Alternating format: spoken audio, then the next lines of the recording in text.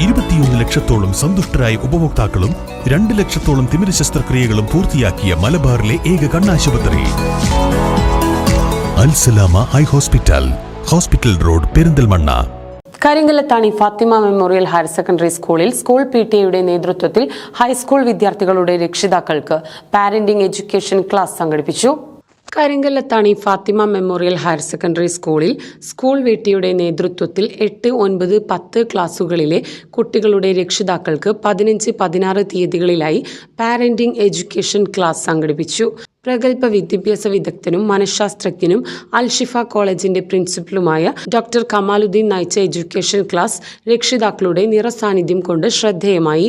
ചടങ്ങിന്റെ ഉദ്ഘാടനം PTA president Faisal Paloth നിർവഹിച്ചു. PTA എക്സിക്യൂട്ടീവ് മെമ്പർമാരായ PK Zubair, K Rafeeq, Jaleel, K Vijayasree, coordinator Sujatha, SRG convener Ramani, Shanif master, HM Ramesh, staff secretary Ajitha P എന്നിവർ പങ്കെടുത്ത് സംസാരിച്ചു.